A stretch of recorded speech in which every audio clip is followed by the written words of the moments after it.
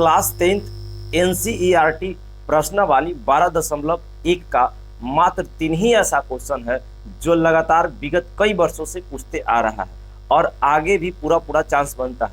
यदि तीनों क्वेश्चन आप देख लिए बढ़िया से तो समझिए कि आपको एक क्वेश्चन वहां पक्का बनेगा, मैं गारंटी देता हूं इसके लिए, क्योंकि 12.1 से हर बार एक क्वेश्चन रहता है। तो आप ध्यान दीजिए 12.1 का वो 3 क्वेश्चन कौन है जो बार बार आ रहा है। तो पहला क्वेश्चन से हम शुरुआत करते हैं, आप मेरे साथ डटे रहिए, आपको तीनों क्वेश्चन 100% समझ में आएगा। मैं पूरा मेरा हर एक प्रयास यही रहता है कि मैं सभी क्वेश्चन को समझा पाऊं, है ना। देखिए क्वेश्चन नंबर 1 क्या कह रहा है, क्वेश्चन कह रहा है दो वृत्तों की त्रिज्याएं क्रमशः 19 सेंटीमीटर और 9 सेंटीमीटर है। तो बोल रहा है कि उस वृत्त का त्रिज्या ज्ञात कीजिए जिसकी परिधि इन दोनों वृत्त के परिधि की योग के बराबर है। बात समझने का प्रयास कीजिए। आपके पास 2 वृत्त दिया है, यहाँ पे ध्यान दीजिए, 2 क्या दिया है, वृत्त दिया है। एक का त्रिज्या है 19 सेंटीमीटर और दूसरा का जो त्रिज्या है आपका दे रखा है 9 सेंटीमीटर दे रखा है। थोड़ा सा बड़ा त्रिज्या है तो बड़ा ले लेते हैं वृत्त, कोई बहुत बड़ा नहीं, बड़ा 19 सेंटीमीटर है और आपको देखा जाए तो इसका त्रिज्या 9 सेंटीमीटर है। अब क्या करा कि उस वृत्त का त्रिज्या निकाले, ये दोनों के नहीं, ये दोनों तो दिया हुआ है, उस वृत्त का, अब पता ना कौन वृत्त का बोला, लेकिन आगे चल के बोलता है कि दोनों को जोड़ दिया जाता है ना तो उसके परिधि के योग के बराबर होता है। यानी ये दोनों को जोड़ देते हैं तो बड़ा वृत्त का हमको त्रिज्या निकालना है, यानी इसका त्रिज्या क्या होगा, इसका त्रिज्या क्या होगा, लेकिन इन दोनों को परिधि के जोड़ने के लिए बोला तो हम दोनों को परिधि के जोड़ देंगे। तो यहाँ पे लिखेंगे माना कि पहला वृत्त की त्रिज्या R1 बराबर आप 19 सेंटीमीटर बोल सकते हैं। दूसरी वृत्त है ना, दूसरी वृत्त का त्रिज्या R2 बोल सकते हैं जो कि 9 सेंटीमीटर दिया है। दोनों करा के दोनों छोटे वृत्त का परिधि के योग के बराबर है बड़ा वृत्त। तो हम लोग लिखेंगे पहला वृत्त का परिधि प्लस दूसरा, यहाँ पे क्या लिख देते हैं, दूसरा वृत्त का परिधि बराबर है बड़े वृत्त के परिधि, है ना, बड़े वृत्त के परिधि। कुछ नहीं है, आप पहला वृत्त यानी लिख दीजिए वृत्त का परिधि होता है 2 पाई r, तो पहला के लिए 1, फिर होता है 2 पाई r, दूसरा के लिए 2, दोनों को जोड़ दिए हैं, पहला के लिए जोड़ दिए हैं, दूसरा का, और जो आता है वो बड़े वृत्त के परिधि के योग के बराबर है, दोनों को जोड़ दिया जाता है, योग मतलब जोड़ होता है। तो 2 पाई बड़ा r ले लेते हैं क्योंकि बड़ा वृत्त के लिए, तो दोनों को जोड़ दिए हैं उसको। अब यहाँ पे देखिए तो 2 पाई इसमें भी है, इसमें भी, ध्यान देते रहिएगा, दोनों को हम कॉमन कर लेते हैं तो 2 पाई कॉमन हो जाएगा इसमें, है ना। 2 पाई जब कॉमन होगा तो आपके पास R1 बचेगा प्लस R2 बचेगा, तो यहाँ पे कितना हो जाएगा 2 पाई r। ध्यान दीजिए 2 पाई से 2 पाई यदि काट देते हैं तो R1 का वैल्यू आप जानते हैं कि R1 का वैल्यू 19 है, R2 का 9 है, तो 19 प्लस 9 कर लेंगे और यहाँ पे कितना R हो जाएगा, यानी इसको जोड़ दिया जाए तो आपका 28 सेंटीमीटर निकल जाएगा बड़े वृत्त का त्रिज्या। तो उस वृत्त का त्रिज्या कितना आ गया, करा उस वृत्त का त्रिज्या ज्ञात करें जो दोनों को जोड़ने के योग के परिधि के योग के बराबर है, तो दोनों को परिधि को जोड़ दिए हैं तो आपका 28 सेंटीमीटर आ गया। यही क्या हो गया, आपका पहला इसका आंसर हो गया, है ना। क्वेश्चन नंबर हम लोग 2 को देखते हैं, पहले आप इसको स्क्रीनशॉट कीजिए, आप बढ़िया से तीनों क्वेश्चन को लिख लीजिएगा, 100% चांस बनता है कि एक क्वेश्चन लड़ेगा। तो हाँ, यहाँ पे ध्यान देना है कि यदि परिधि का योग बोलेगा ना तो आप दोनों को इतना लेंदी नहीं करना। अगर ऑब्जेक्टिव क्वेश्चन दिया यहाँ हेलो, यहाँ बोले कि दोनों का यदि परिधि का योग दिया तो बस कुछ नहीं करना, उसको त्रिज्या को जोड़ देना, आपका आंसर तैयार हो जाएगा, अगला वृत्त के परिधि त्रिज्या आ जाएगा। क्या बोले, यदि परिधि का बोला योग तो दोनों वृत्त के परिधि का योग बोला तो दोनों त्रिज्या को जोड़ देगा तो आपका आंसर आ जाएगा, ठीक है ना। हाँ, क्षेत्रफल का योग बोलता तो उसमें दोनों का स्क्वायर करके जोड़ देते हैं और उसके बाद रूट चढ़ा देते हैं, जो आएगा वो आंसर हो जाएगा। नहीं ना समझ में आया तो अगला का क्वेश्चन वही वाला है, समझिएगा, फिर उसके बाद रिफ्रेश कर देंगे, जल्दी इसको स्क्रीनशॉट कीजिए। तो क्वेश्चन नंबर 2 को ध्यान से समझने का क्या कीजिए, प्रयास कीजिए, और 2 भी आपका VVI में, ठीक है। देखिए इसको पढ़ते हैं, आप समझिएगा, आपका स्क्रीन पर लिखा हुआ होगा, देख लीजिए। बोल रहा है 2 वृत्त की त्रिज्याएं क्रमशः 8 सेंटीमीटर है और 6 सेंटीमीटर है। तो बोला उस वृत्त का त्रिज्या ज्ञात कीजिए जिसका क्षेत्रफल इन दोनों वृत्त के क्षेत्रफल के योग के बराबर है। उसमें परिधि का योग दिया था, इसमें क्षेत्रफल का योग दिया है। क्षेत्रफल का योग दिया। अरे कह रहा है कि ये दो गो वृत्त है, तब पहला का 6 सेंटीमीटर दिया है त्रिज्या को, शायद यही बोल रहा है 8 सेंटीमीटर। पहला का 8 सेंटीमीटर है और दूसरा का क्या बोल रहा है, 6 सेंटीमीटर दिया। अब कह रहा है कि इसका उस वृत्त का क्षेत्रफल निकाले, पता ना किस वृत्त का बोल रहा है, जो दोनों का क्षेत्रफल का योग को, उस वृत्त का त्रिज्या निकाले जो दोनों का क्षेत्रफल का जोड़ दिया जाता है तो उसके बराबर हो जाता है। तो कोई बात नहीं, दोनों को हम लोग जोड़ देंगे तो एक बड़ा वृत्त बन जाएगा, और दोनों इसका हम लोग का त्रिज्या पूछ रहा है। तो समझा कीजिए ना, ये दोनों का क्षेत्रफल का योग बोला, क्षेत्रफल का, तो दोनों का क्षेत्रफल हम जोड़ देंगे ना तो आ जाएगा। तो यहाँ पे दोनों का क्षेत्रफल जोड़ के बड़ा के क्षेत्रफल के बराबर कर देंगे।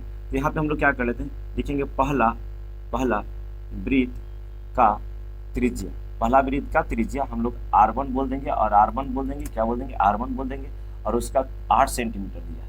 यहाँ पे दूसरा लिख देते हैं, दूसरा वृत्त का त्रिज्या हम लोग बोल देते हैं r2 बोलते हैं, कितना बोल देते हैं जी, r2 बराबर 6 सेंटीमीटर। तो हम लोग दोनों वृत्त का क्षेत्रफल का योग बोला तो दोनों का क्षेत्रफल जोड़ेंगे, परिधि बोलता तो परिधि जोड़ेंगे, ठीक है। तो क्षेत्रफल बोला तो लिखेंगे पहला प्लस दूसरा वृत्त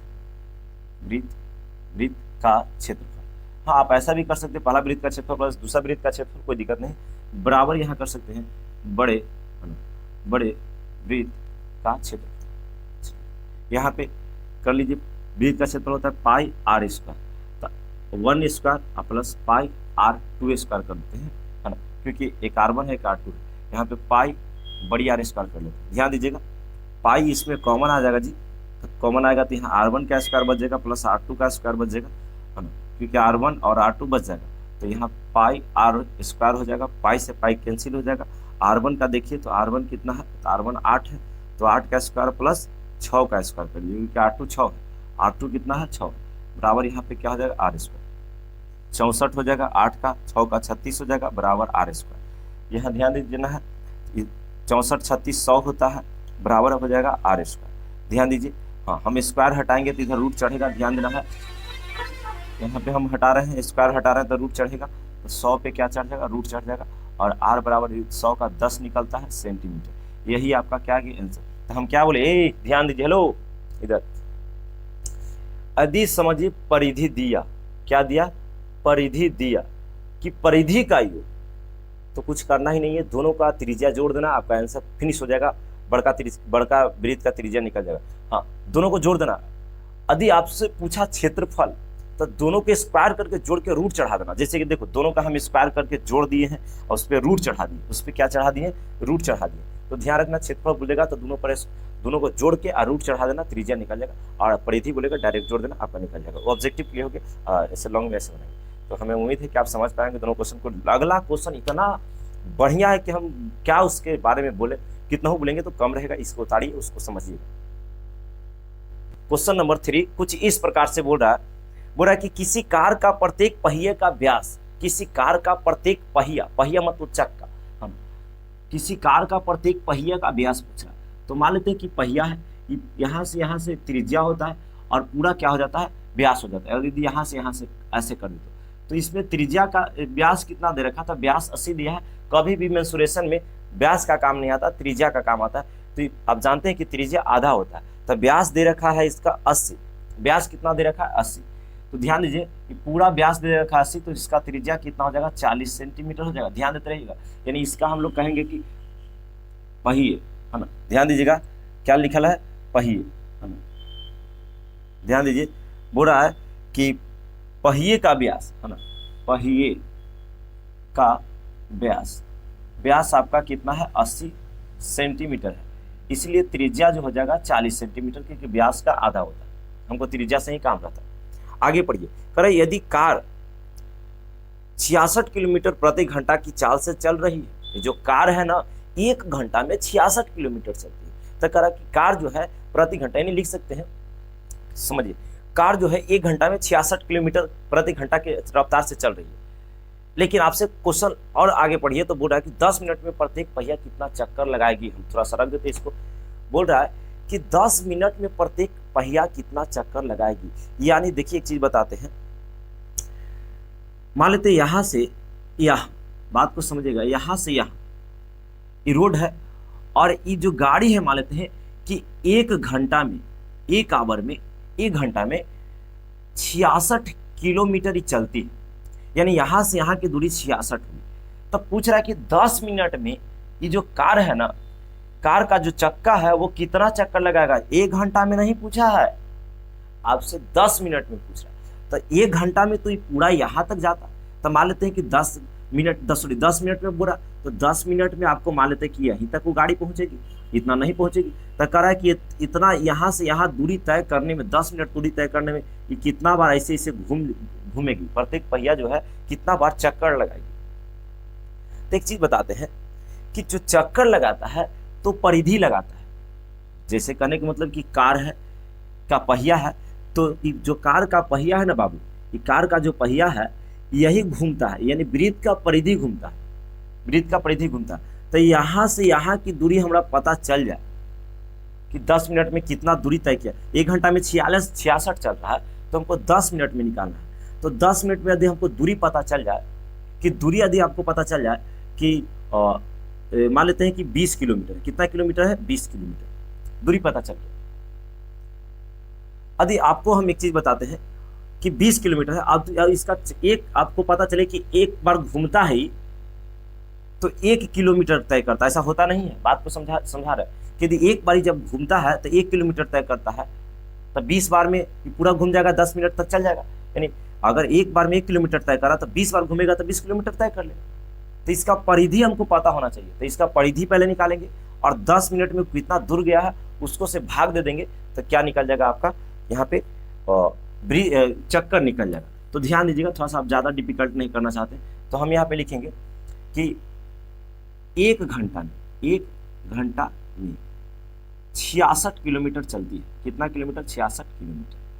तो हमको निकाला 1 घंटा के, यानी 60 मिनट भी बोल सकते हैं, 1 घंटा को हम 60 मिनट भी बोल सकते हैं। यानी 60 मिनट में हम पूछ लेते हैं तो मिनट, तो 60 मिनट में भी तो 66 चलेगा, 66 किलोमीटर। क्या आपको 60 में पूछा है? नहीं, आपको 10 मिनट में पूछा है, तो इसलिए हम लोग 10 मिनट में निकालेंगे। 10 मिनट में तो अगर मान लेते हैं 66 बटा कितना हो जाएगा, 60 अगुना आपको यहाँ पे 10 हो जाएगा। ऐसा आप जानते हैं क्योंकि चूंकि यहाँ पे ध्यान दीजिए 60 मिनट में 66 किलोमीटर, तो 1 मिनट में आप जानते हैं कि 1 मिनट में क्या हो जाएगा, 66 बटा 60 हो जाएगा। तो हमको 10 मिनट में चाहिए तो 10 से गुना कर देंगे। तो 1 मिनट में इतना, तो 10 मिनट में 10 से गुना कर देंगे। वही हम किए हैं यहाँ पे कि 10 मिनट में डायरेक्ट निकालिए 66 बटा 60 अगुना 10। अब इससे इसको काट देते हैं तो कट गया, और इससे इसको काट दीजिए तो 11 आ गया। यानी हमको पता चल गया कि 10 मिनट में, कितना मिनट में, 10 मिनट में जो कार है ना 10 मिनट में वो 11 किलोमीटर चलती है। तो हमको किलोमीटर में नहीं लाना, आपका त्रिज्या सेंटीमीटर में दिया है तो सेंटीमीटर में इसको लाना होगा। ध्यान दीजिएगा, हमेशा त्रिज्या सेंटीमीटर में ही देता है, तो ध्यान देना इसको किलोमीटर से सेंटीमीटर में लाइए। तो किलोमीटर से यदि मीटर में लाते हैं तो 1 किलो में 1000 मीटर होता है, 1 किलो में 1000 मीटर होता है। तो यहाँ पहले 1000 से हम गुना करेंगे तो ये मीटर में आ गया। किस में आ गया, मीटर में। लेकिन हमको सेंटीमीटर में चाहिए, तो एक मीटर में 100 सेंटीमीटर होता है, यानी इसको 100 से और गुना करेंगे, 100 से और गुना करेंगे तो ये सेंटीमीटर में आ गया। तो ये मेरा क्या आ गया, सेंटीमीटर में। यानी दूरी जो है इतना सेंटीमीटर है, और परिधि अगर निकाल के भाग दे दिया जाए तो आपको क्या निकल जाएगा, चक्रों की संख्या। तो लिख देते हैं कि चक्रों की संख्या है ना 10 मिनट में। कितना मिनट में, 10 मिनट में। लिखाओ ना अच्छा से, 10 मिनट में चक्रों की संख्या निकालें तो इतना दूरी तय है, इतना दूर गया है ना। अब हमको इसको परिधि से भाग माना, तो परिधि क्या होता है, 2 पाई आर होता है। क्या होता है, 2 पाई आर। तो यहाँ 2 है, पाई के मान होता है 22/7। क्या होता है, 22/7। ध्यान दीजिएगा, तो पाई की 22/7, 7 ऊपर लेके चल जाते हैं क्योंकि 22/7 होगा तो 7 ऊपर ही ना चल जाएगा। तो 2 पाई आर, आर आपका दे रखा है 40। कितना दे रखा है, 40। ठीक है, तो यदि 40, अब इसको काट पीट कीजिएगा ना, ध्यान दीजिए हम इसको ऐसे काट देते हैं। यहाँ से अगर काटना चाहिएगा तो 11 से 2 बार में इसको काट दीजिए। 11 से कितना बार में काट दीजिए, 2 बार में काट दीजिए, है ना। अब इसको से 1 0 से आप क्या कर दीजिए कि 1 0 से आप 1 0 को काट दीजिए, है ना। और फिर इसको काट दीजिए कितना बार में, 2 बार में, और इससे काट दीजिए 5 बार में। ठीक है, अब उसके बाद ध्यान दीजिए, और इससे भी अभी कटेगा, अभी पूरा कटेगा, तो इससे इसको काट दीजिए, इससे इसको काट दीजिए, है ना, 500 बार में, 500 बार में। फिर उसके बाद आप इसको से ऐसे कर दीजिए, इससे काट दीजिएगा 250 बार में, 250 बार में, है ना। फिर इसको से इसको काटिएगा, ध्यान दीजिए, इसको से इसको काटिएगा तो 125 बार में, 125 बार में। है ना।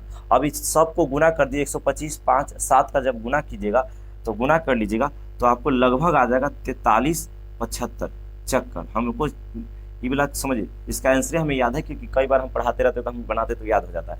तो आप ध्यान रखिएगा कि ये जो चक्कर है 10 मिनट में जो चक्कर लगाएगी 4375 बार क्या होगी, पहिया जो है घूमेगी। हमें उम्मीद है कि समझ में आया होगा। फिर से हम इसको स्क्रीनशॉट कीजिए, हम समझाने का एक बार और प्रयास करेंगे, इसको मिटा देंगे नहीं, आपको समझा देंगे।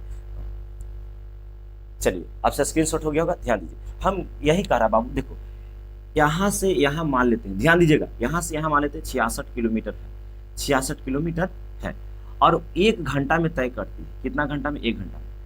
तो कह रहा है कि 1 घंटा में नहीं 10 मिनट में निकालो कि कितना वो चक्कर लगाएगी। तो 10 मिनट में मान लेते हैं कि पूरा नहीं, 1 घंटा में यहाँ से यहाँ तक जाती तो 10 मिनट में यहाँ तक आ जाएगी, यहीं तक।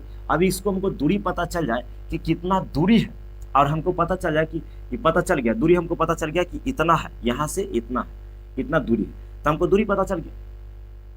अब दूरी चल गया, अब हमको परिधि भी पता चल जाए कि वो 1 चक्कर लगाता है तो कितना दूर जाता था। 1 चक्कर वो लगाता है ना, कहाँ गया बाबू, वो 10 मिनट में इतना। तो कहने का मतलब कि वो एक परिधि निकालेंगे तो परिधि देखिए, परिधि हो जाता है 22/7। इसको हम परिधि मतलब कहेंगे कि 2 पाई के मान 22/7 और गुना इतना।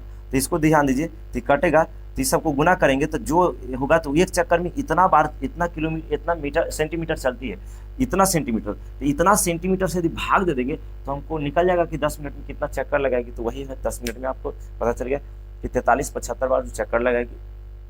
तो हमें उम्मीद है कि क्वेश्चन समझ पाए होंगे। नेक्स्ट क्वेश्चन जो एक्स्ट्रा क्वेश्चन है और उसका भी टेस्ट हम लिए हैं, तो उसको बस 1 मिनट में समझ में आ जाएगा क्योंकि पहला ही क्वेश्चन है, सीधे पहला क्वेश्चन ही है, पहला जो हम सोल्व किए। तो देखिए इसको ध्यान दीजिए।